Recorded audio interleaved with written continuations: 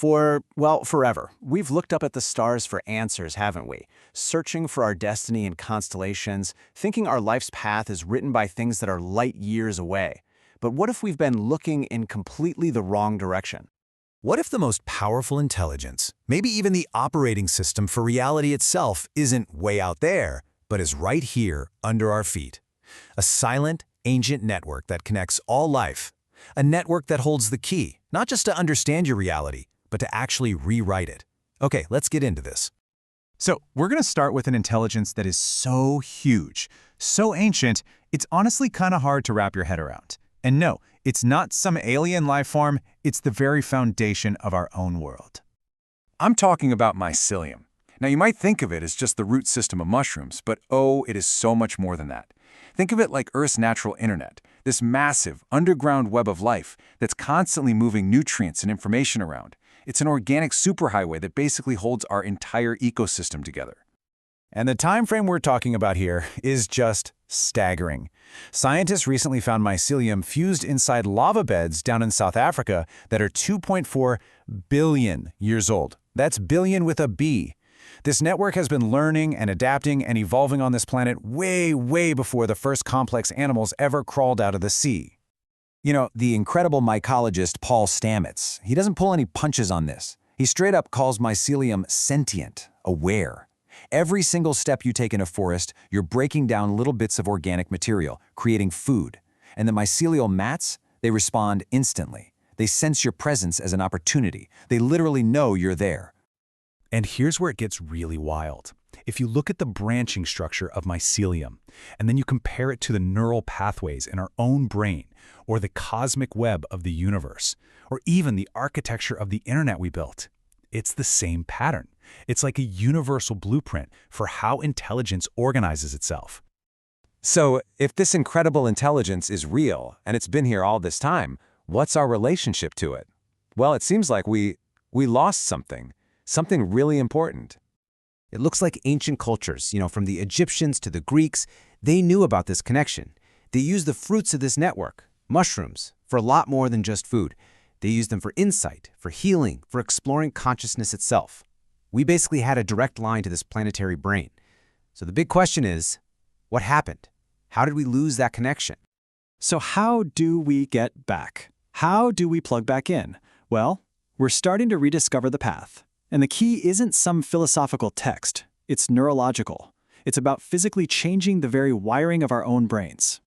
And this right here is the whole mechanism, neuroplasticity. It's this incredible idea that your brain isn't set in stone. It's not hardwired. It's like plastic. It can be remolded. Every new thought you have, every new thing you learn forges new connections. And it turns out the compounds in certain mushrooms, specifically psilocybin, are a massive catalyst for this whole process. It works kind of like a three-step reset for your brain. First, psilocybin quiets down what's called the default mode network. That's the part of your brain that runs your ego, your sense of self, that little voice that's always chattering away. With the ego offline, your brain becomes incredibly flexible. Then second, it actually encourages neurogenesis, the birth of brand new brain cells. And third, it kicks synaptogenesis into high gear, creating a huge number of new connections between your neurons, building totally new pathways for your thoughts to travel. And this isn't just theory. Paul Stamets has this amazing personal story. He was terrified of public speaking because he had a really bad stutter his whole life. During one very intense psilocybin experience, he climbed high up a tree in the middle of a thunderstorm, faced his fear, and just kept repeating to himself, "Stop stuttering now," over and over. The next day, his stutter was gone, for good. He literally reset the neural pattern that had kept him trapped for years. And now, these world-class institutions are finally catching up. We're seeing tons of clinical studies with real, hard data showing just incredible success in treating things that we thought were almost impossible to treat, like severe PTSD, deep-seated addictions, and even the incredible anxiety people face at the end of their lives. This is modern science confirming ancient wisdom, and it's happening right now. But rewiring your brain, that's just step one. Because when you change the hardware of your mind, you actually upgrade the software of your reality. So let's zoom out from the brain to the very nature of choice and time itself. I want you to picture your life like a huge river flowing toward the future. At any given moment, there are an infinite number of different paths you could take, countless forks in that river. But for most of us, we don't even see them. Our habits, our beliefs, our fixed identity, that rigid story of who I am, it all acts like these deep canyon walls, locking us into one single predictable stream. So on one hand, you've got the locked timeline. That's run by those automatic, habitual thoughts and a fixed identity. It leads to a future that pretty much looks like a repeat of the past.